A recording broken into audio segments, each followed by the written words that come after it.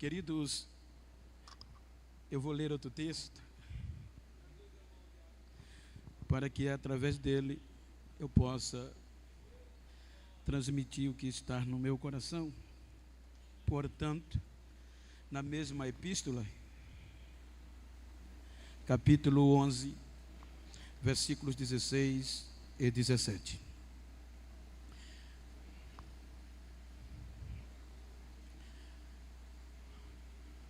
Paulo, escrevendo aos Romanos, nesta parte ele diz: e se as primícias são santas, também a massa o é.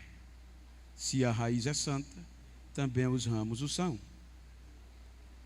E se alguns dos ramos foram quebrados, e tu, sendo zambujeiro, foste enxertado em lugar deles, e feito participante da raiz e da seiva da oliveira. Amém? Queridos, tomando por base esse texto, eu gostaria de falar-lhes sobre incompatibilidade sanguínea. Pois quando Paulo escreve aos Romanos, alguns pesquisadores acreditam que esta carta, quando Paulo escreveu, foi diretamente para um grupo gentil, tendo em vista que, se nós lermos Atos 18, versículo 2, os irmãos vão observar, Atos 18, 2, que houve um decreto por parte do imperador Cláudio, que era o imperador até 54 depois de Cristo, e achando um certo judeu chamado Áquila, natural de Ponto, que havia pouco, e achando um certo judeu por nome Áquila, natural do Ponto, que havia pouco tinha vindo da Itália, e Priscila, sua mulher, pois, entre aspas, Cláudio tinha mandado que todos os judeus saíssem de Roma, fecha aspas. Observem que, segundo os pesquisadores, dizem os estudiosos, que isto aconteceu no ano 49 depois de Cristo. Então, no ano 49, houve um decreto que todos os judeus deixaram Roma, a capital do império. Então, isso implica dizer que os versáteis, os professores romanos, inclusive homens e mulheres como Áquila e Priscila, sendo judeus, deixaram Roma. E Roma tinha uma igreja que era perseguida. Agora, saindo os judeus, ficam os gentios. Os gentios agora estão sem o amparo judaico. E havia questionamentos de como suportar, de como continuar e de como permanecer em Deus. Então, Cláudio, ele governa até 54 depois de Cristo. E aí vem Nero, o último claudiano, da dinastia claudiana. Então, partindo disso, a carta é escrita por volta de 57 depois de Cristo. Isso implicava dizer que Nero já estava no império. Porém, estudiosos dizem que até aqui Nero ainda não tinha permitido a volta dos judeus. Daí, o pressuposto de que esta carta é escrita aos gentios. Então, quando Paulo escreve o primeiro capítulo, veja que ele vai enaltecer a fé destes irmãos, a ponto de dizer-lhes que o que eles estavam fazendo em Roma era conhecido no mundo todo. Depois, ele vai dizer o desejo de estar entre eles para pregar este evangelho. Tendo em vista, os irmãos sabem que o império já está dizendo, era impositivo. A escravidão era dura, a cobrança era pesada. E havia muitos escravos que haviam aceitado o evangelho. Então, como suportar? Então, Paulo vai dissertando, além de que a gente leu no oficial, que não era questão, foi a leitura oficial, ele traz um canto de vitória pela salvação. Mas no capítulo 11, ele vai comparar a alegria para que os judeus não se vangloriassem, para que os judeus não desistissem, não ensoberbecessem. E ele vai mostrar de como a dinastia de Abraão fracassou e de como fracassou no bom sentido, mas que Deus não ia desistir deles. O capítulo 10 de Romanos, ele abre isso aqui, dizendo que os judeus não teriam desculpa da gente ter entrado, tendo em vista que eles ouviram os profetas, eles tiveram a oportunidade de ouvir e não deram atenção. Por isso que ele diz, Isaías já havia profetizado. Quando eles não deram atenção a Deus, Deus disse, eu vou ser achado por um povo que não procura por mim, e por um povo que não chama pelo meu nome. Então, observem que ele vai entrar no capítulo 11, mostrando a questão da massa. Ele está dizendo que se pela desobediência de Israel é a nossa alegria e a nossa vitória em Cristo Jesus, imagina na reconciliação dele, como não vai ser para a ressurreição dos mortos. Então, ele vai fazer uma comparação da nossa entrada, dizendo que jamais podíamos desistir, porque a promessa está no sangue. É aí que ele vai usar a alegoria. A planta ele usa como uma alegoria. A raiz é a vida. A seiva é o líquido que leva nutriente para a vida dos ramos. Tudo está na seiva. Com base na alegoria, Deus, vida, Jesus, a seiva. Então, observe que quando nós olhamos para a chamada judaica, ela começa no capítulo 12. E veja que não é fácil, por isso que eu estou dizendo, está no sangue. Quando você lê o capítulo 12, Deus faz uma promessa inusitada a Abraão, como projeto original que ia surgir para ser o único representante de Deus e anunciar as suas grandezas em toda a terra. Gênesis, veja que Gênesis começa com uma proposta. Gênesis 12, por favor. Gênesis 12 é um culto de ensino, obviamente. Ora, o Senhor disse a Abraão, sai da tua terra, da tua parentela e da casa do teu pai, para uma terra que eu te mostrarei. Então, veja que o versículo seguinte é motivacional. O versículo seguinte é estimulativo. Dentre o ponto do primeiro capítulo, primeiro versículo, tem um ponto. O assunto foi proposta. Então, dentro da razão humana, a gente subentende que entre o versículo 1 e o versículo 2, houve questionamento. Não era comum Abraão, na sua época, no meio da idolatria, Deus pronunciar a alguém. Então, Abraão é um caso específico de Deus.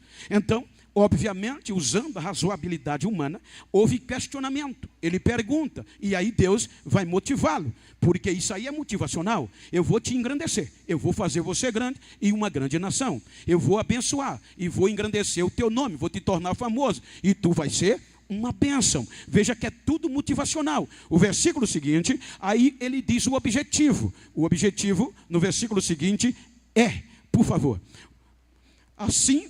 Volta um versículo, por favor. E tomou Abraão, volta mais um versículo. Abençoarei os que te abençoarem, e amaldiçoarei os que te abençoarem. E em ti serão benditas todas as famílias da terra. Depois que Deus motiva Abraão e diz o objetivo, ele acredita. E acreditando, ele sai debaixo de uma promessa. Qual era a promessa? Sanguínea, porque Sarai não tinha filho. E a decepção para um homem na época era uma mulher estéril, por alguns motivos familiares. Se a mulher não tinha filho, ele perdia o direito de reunião. Ele não, mesmo participando na reunião da família, ele não tinha voz de decisão. Ele não tinha voz, direito à voz, porque a mulher era estéril e ele não tinha filho. Então Deus motiva ele no sangue, naquilo que fervia, naquilo que podia gerar filhos. Então Deus promete a ele dar uma nação, gera filho. E baseado nisso, ele não deixa Sarai para trás. Ele, confiante na sua promessa, pega Sarai e vai.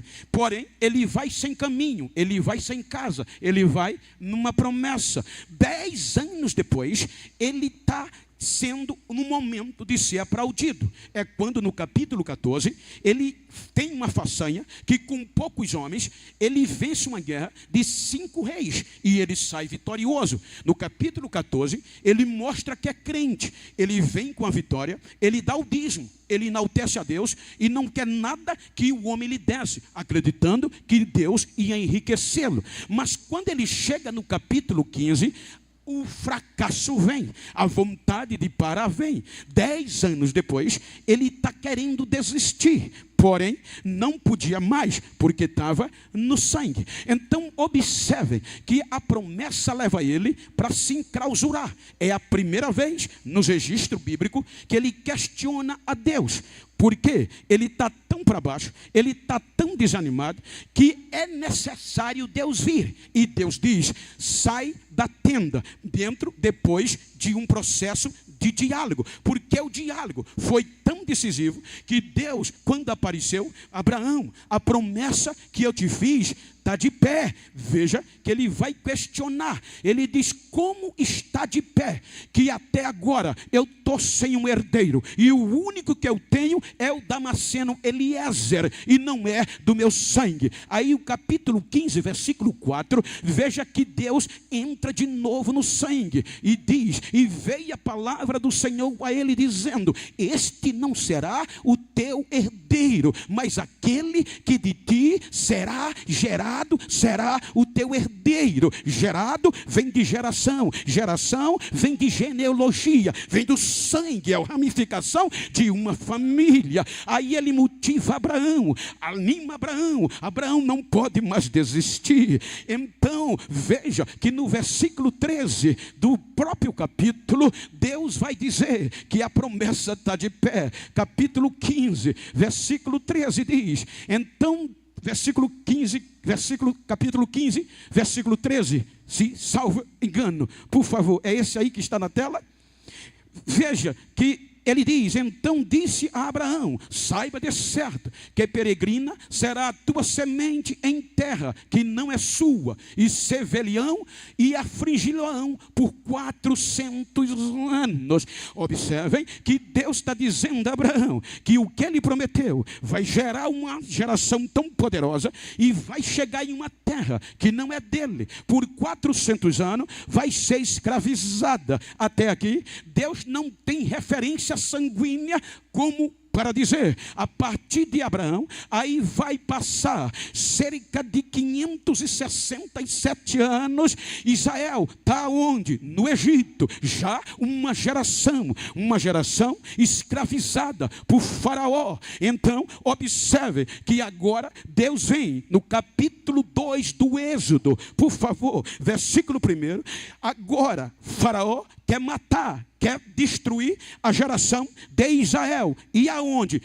No contexto sanguíneo. Como? Ele diz: todo homem que nascer, mata. Ou seja, se não vai ter homem, então ia ter que gerar por outros povos, e aí perdia a originalidade. Aí Faraó vai mandar eliminar o contexto genealógico, o contexto da geração, e quer matar todo homem. Aí olha Deus usando o sangue da geração. E foi-se um varão da casa de Levi e casou com uma filha de Levi. Ou seja, de onde vem Levi? De Jacó. E de onde vem Jacó? De Isaac. E de onde vem Isaac? De Abraão. Veja que Deus está usando a geração sanguínea para o seu povo. Aí ele vai, por favor, o versículo vai dizer, versículo 8, por favor: e a filha de Faraó agora disse-lhe, vai, e foi a moça e chamou a mãe do menino. Sintetizando, estou correndo para dar tempo. Observem que o menino nasceu. A Bíblia, no capítulo 2, vai apresentar Moisés. O menino nasceu, foi salvo por um milagre, intervenção de Deus. Sendo salvo, ele agora está escondido 3 meses, não dá mais para esconder. Joga no lago do rio Nilo. O rio Nilo, ele era sagrado, era mais fácil, era menos punitivo você matar uma pessoa do que contaminar a água do rio Nilo. Joga no sagrado. O menino está no sagrado. O menino vai no Nilo, o vento sopra, engancha nos juncos. A filha de Faraó vai tomar banho, vê o menino. Aí agora Miriam vai andando para ver o que acontecia. Aí diz que conhece uma mulher que podia amamentar. Vocês sabem a história, não vou ter detalhe. Então a mulher agora vem, ele vem como menino. Versículo 10. No versículo 10 diz o texto: sendo menino já grande, veja que ele apresenta menino, apresenta já grande,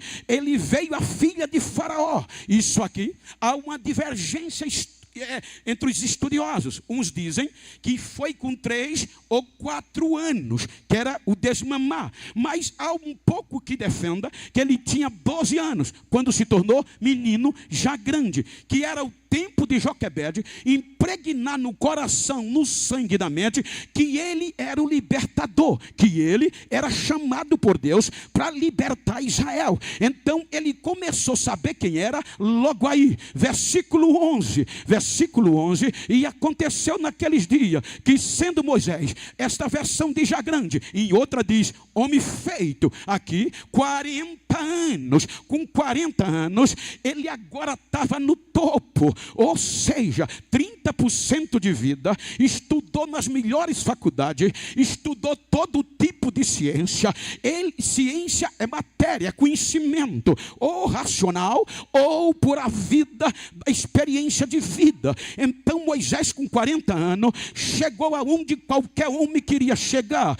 Atos dos Apóstolos 7:22, que aqui está escrito. Olha o que diz a Bíblia. A Bíblia diz: e Moisés foi instruído em toda a ciência dos egípcios, e era poderoso em suas palavras e obra. Então Moisés agora está top, preparado, sabendo ele, e isto é bíblico, que ele era o cara que ia libertar Israel das mãos dos egípcios. Êxodo vai dizer na continuidade do versículo 11, que quando ele está pronto, preparado, ele vai para o campo dos hebreus, seus irmãos, e vê um egípcio maltratando um hebreu, e o sangue ferve, porque a chamada estava no sangue. Aí ele vai, e agora ele mata, olha para um lado, olha para o outro, não vê ninguém, mata o egípcio e joga na areia. Era a hora dele bombar, era a hora que ele fez isso, para apresentar-se, para Israel saber que ele era o cara. Era a hora de bombar, se fosse hoje, de os seguidores, no outro dia, o YouTube está tremendo. Vocês não sabem o que é o nome. Muitas pessoas do mundo todo me ligando: Bento, qual é o dia que você vai estar nos Gideões?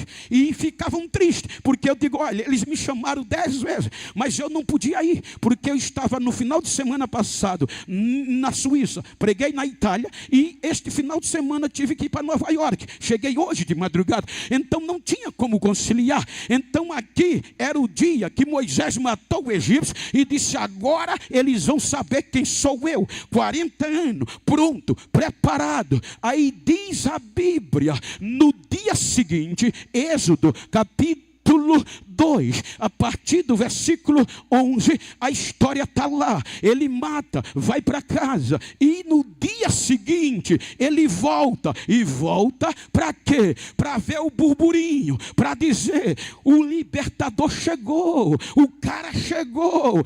Mas quando ele chega lá, não foi o que deu certo. Ele estava pronto cientificamente, academicamente, tinha poder de fala, persuasão de fala. Aí você vê Atos 7, versículo 25 e 26. Alguém desconfia, alguém questiona de onde Estevão foi buscar isso, porque no Êxodo não está. E aconteceu naqueles dias, e ele cuidava, versículo 25, porque ele matou o egípcio, porque ele cuidava que seus irmãos entenderiam que Deus lhe havia de dar liberdade pela sua mão, mas eles não entenderam. Veja que ele sabia, ele matou o egípcio para dizer: a hora chegou, eu sou o cara, eu estou pronto. O intuito foi esse, mas os judeus não entenderam. Passa mais um versículo. No dia seguinte,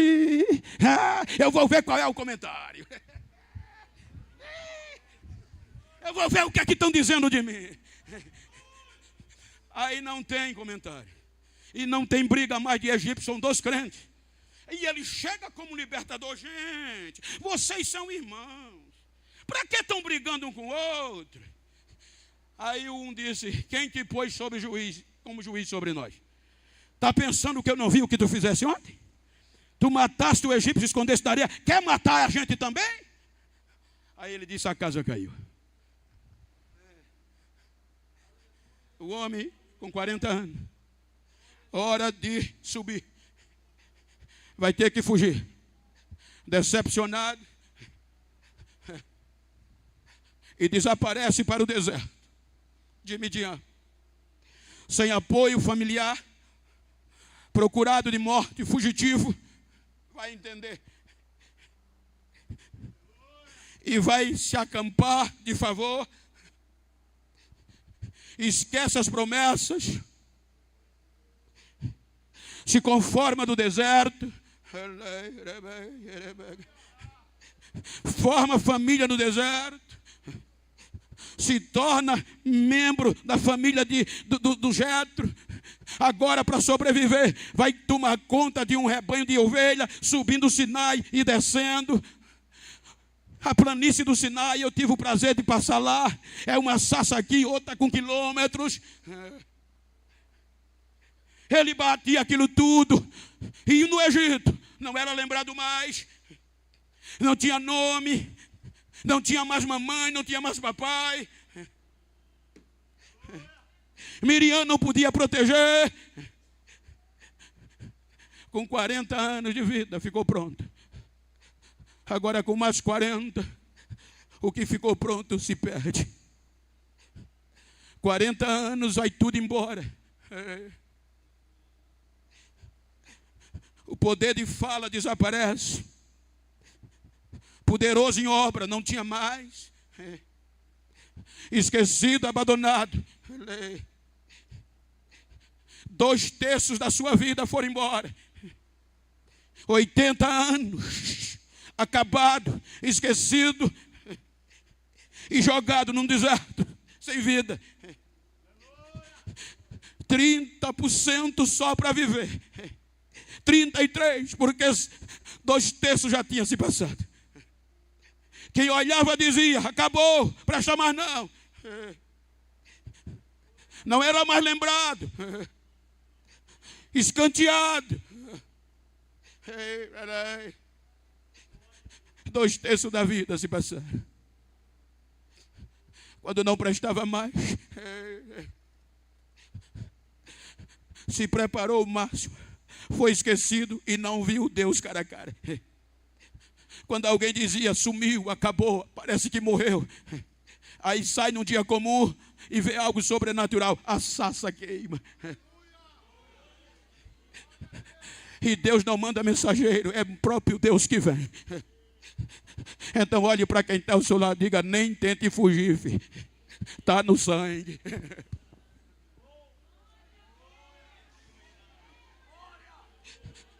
Eu vou ver o que é. Quando ele vai ver o que é, a sarça queimava e não se consumia. Quando ele se aproxima, a voz diz: tira a sandália dos teus pés, porque o lugar que tu estás é terra santa. Só Deus faz isso. Acabado, 2/3 da vida foram embora. Ei, companheiros, quem de nós já não pensou em desistir? Mas está no sangue, filho. Não dá para se esconder.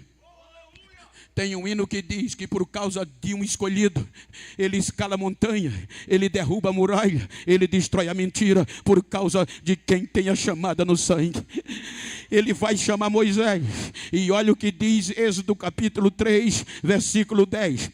Êxodo 3, versículo 10, aí diz que ele vem, e ele agora, veja o texto, vem agora, pois eu vou te enviar a Faraó para que tires o meu povo, os filhos de Israel, do Egito. Quando ninguém acreditava mais, quando nem Moisés esperava mais, já no fim da vida, ele vem e diz: agora você está pronto, agora eu vou usar, porque a glória é minha, não é do homem.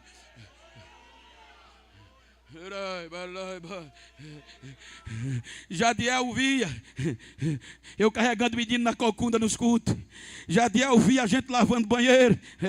Completei 45 anos e alguns dirigentes chegavam zoando da minha cara. E um dia me disse: ficou velho, 45 anos. Com 45 anos, Deus disse: vem agora que eu vou abrir as fronteiras. Está no sangue. Veja o que é que diz Moisés, versículo 11. Moisés diz o quê? Então Moisés disse: quem sou eu?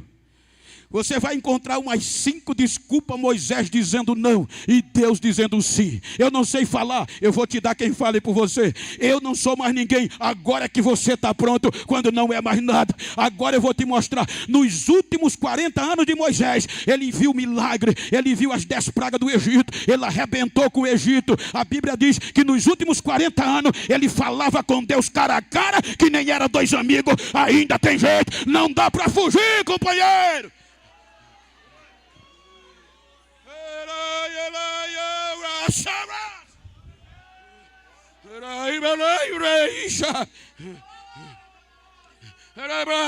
Diga, toque em quem está ao seu lado. Diga: dá para fugir, mas não, está no sangue.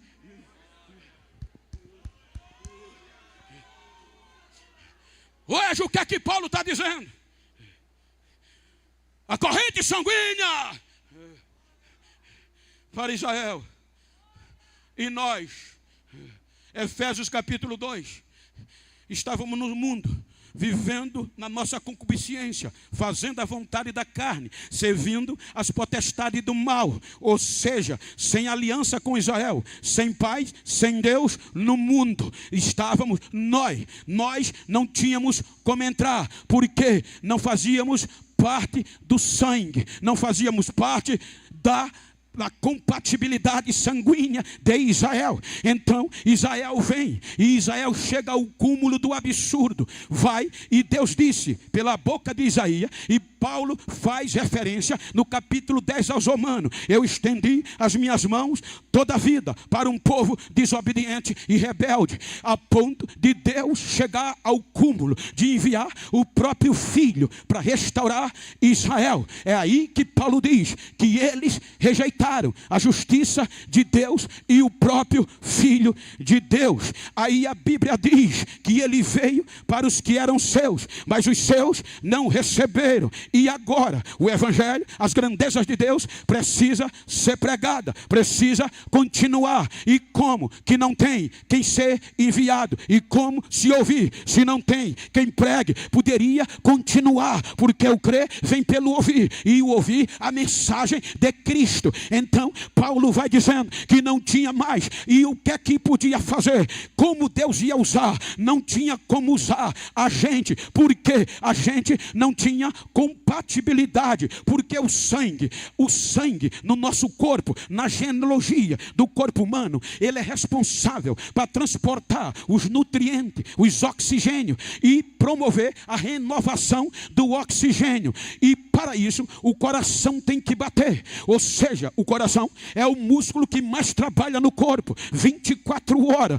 Enquanto o coração bate, o sangue corre. E Moisés ficou velho, o coração não batia tão forte, o sangue já não corria bem, mas Deus não desistiu dele, porque quanto mais abatimento cardíaco, mais velocidade no sangue, mais oxigênio e mais nutrientes são transportados. Agora imagina, quando Deus precisava, Israel rejeitou a massa genuína, a massa santa, os ramos verdadeiros, ligado na raiz e na seiva. Aí Paulo diz, o que é que era preciso fazer? É aqui que a expressão, o sangue de Jesus tem poder, é aqui. Porque como colocar que a natureza dizia, não pode, o sangue não é compatível, o sangue deles não tem como enxertar na oliveira oliveira, porque é contra a natureza. Aí vem, o que é que ele vai fazer? Tem que fazer o processo. Aí Paulo diz que Deus pegou a gente contra a própria natureza e vai enxertar na oliveira verdadeira. Os ramos verdadeiros se quebraram. Aí o que é que o sangue de Jesus faz? Jesus vem, dá a vida, salva a gente. E quando salva a gente na ressurreição, aí Paulo diz: vocês foram cortados do natural zambujeiro, porque contra a própria natureza foram enxertados. Porque se os ramos verdadeiros foram quebrados, vocês foram enxertados no lugar dele, e agora são participantes da raiz e da seiva. Agora é compatível, agora é compatível, agora é compatível. O sangue de Jesus nos purificou de todo o pecado.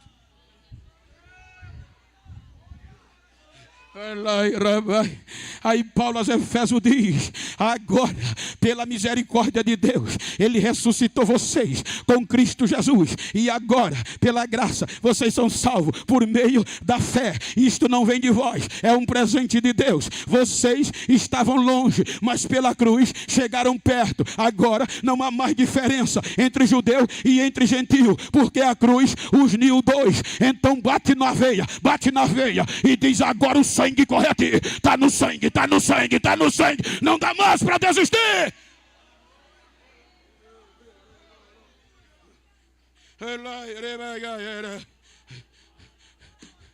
O sangue de Jesus nos perdoou de todo o pecado. Aí contra a natureza, o zambujeiro bravo, a oliveira brava, era nós. No lugar dele. Você está entendendo, tá? Só isso aqui dá para a gente pular e correr e dar glória. É por isso que nem Satanás, nem o inferno, como eu li, nenhuma outra criatura pode nos afastar do amor de Deus que está em Cristo Jesus. Por que eu estou pregando isso? Porque hoje a gente está querendo desistir por qualquer coisa. Quer abrir mão da fé por qualquer coisa. Ouviu o que não queria, falou o que não queria. A coisa pior é desaparecer da igreja, ficar com raiva e endurecer o coração. Ei, filho, dá para correr mais não. Você pode ir para a profundeza, ele vai lá. Você subir para o céu, ele está lá. Olha para quem está ao teu lado só para chatear. Bate na veia e diz: dá para desistir mais não, filho. Está no sangue.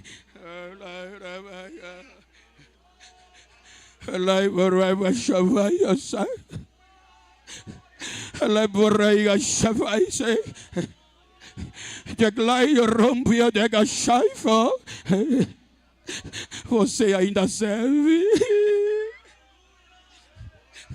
Abraão desanimou, mas Deus o revivou. Moisés desistiu, Deus foi atrás. Todos desistiram e Deus foi atrás. Capítulo 1 de Mateus. Por mais estudioso que você seja, ou leigo, Mateus capítulo 1, Novo Testamento, o sangue, genealogia, livro da geração de Cristo, filho de Davi. Filho de quem? Ele pega o sangue. Romanos 8, 16. Ele está dizendo agora para os gentios: o mesmo Espírito testifica com o nosso Espírito que somos filhos de Deus. Ou seja, nós não recebemos espírito de medo, nem de covardia, nem de desistência. E se nós somos filhos, logo somos herdeiro também, herdeiro de Deus e co-herdeiro de Cristo. Se é certo que com Ele padecemos, com Ele também seremos glorificados. Está no sangue. Agora a gente está na família. Agora a gente está na família.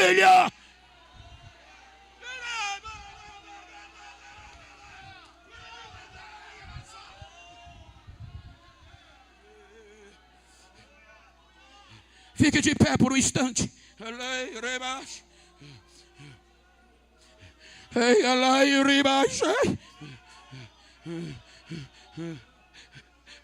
Se você puder, estiver perto de uma pessoa do mesmo sexo, foi íntima, vira para ela aí.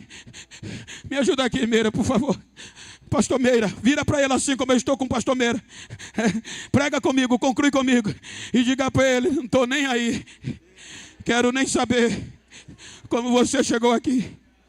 Se os cacos, se os bagaços, querendo desistir, querendo entregar tudo. Diga para ele, dá para desistir mais não, filho. Dá para correr mais não. Está no sangue. Está no sangue. Abraça ele.